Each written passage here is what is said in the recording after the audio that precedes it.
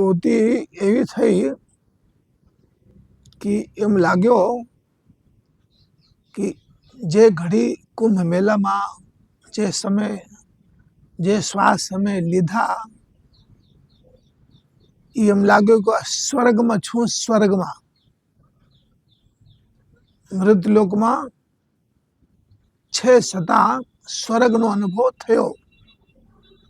અને જે પદાર્પણ સંતોના ત્યાં થયો છે એમ લાગ્યો કે જીવનમાં અથવા એટલા સમયમાં જે શાંતિ ત્યાં મળી એમ લાગ્યું કે મોક્ષ મળી ગયો છે. એ આપણને અનુભૂતિ આ થઈ.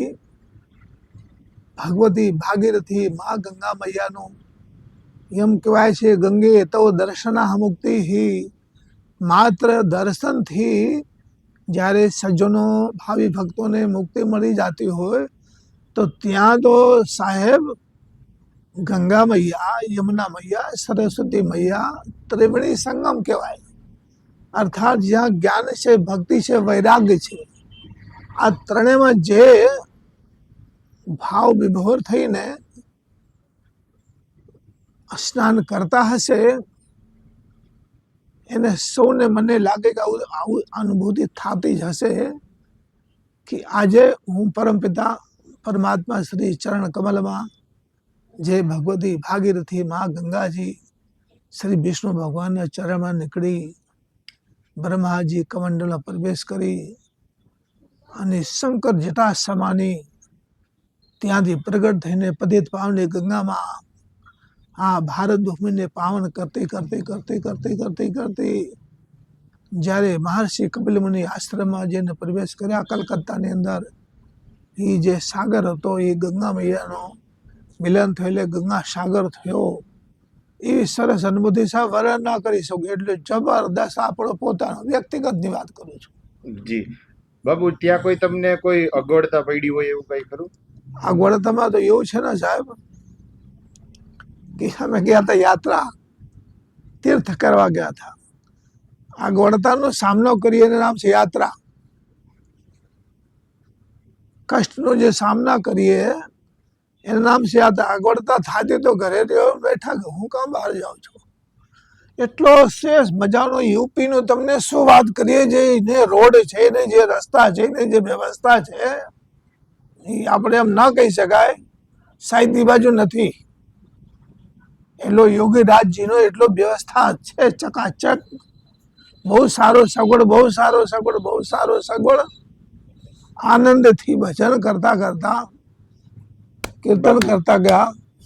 જી, આપણે ત્યાં સારી વ્યવસ્થા રહી ગઈ અથવા વ્યવસ્થા કેવા પ્રકારની વ્યવસ્થા તમને જોવા મળી? બહુ સારો, બહુ સારો, બહુ સારો, બહુ સારો.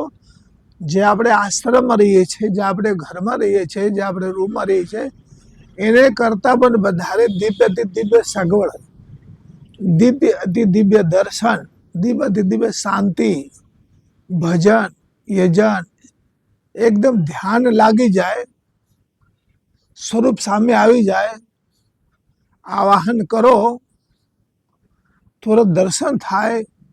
હવે એનાથી વધારે શું જોઈએ આપણે?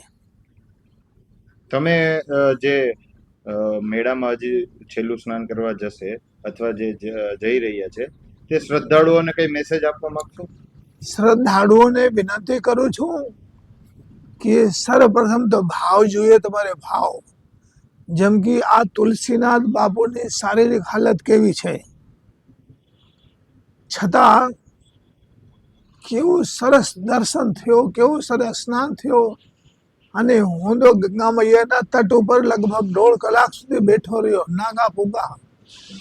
માતાની કેવી ઉર્જા અમને મળી હશે વિચાર કરો.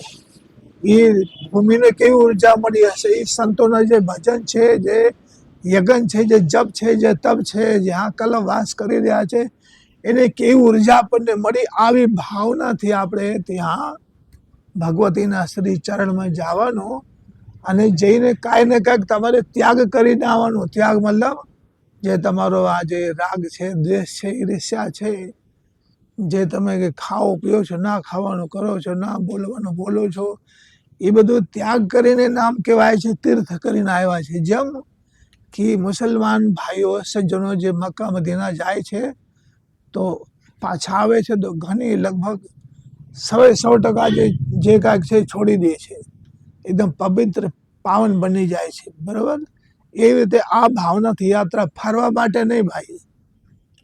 હાલો આટા મારી આવ્યા તો આટા જ મારવામાં રહેશો, કાંઈ મળવાનું નથી તમને. પણ એ કાંઈ પ્રાપ્તિની ઈચ્છાથી જાઓ.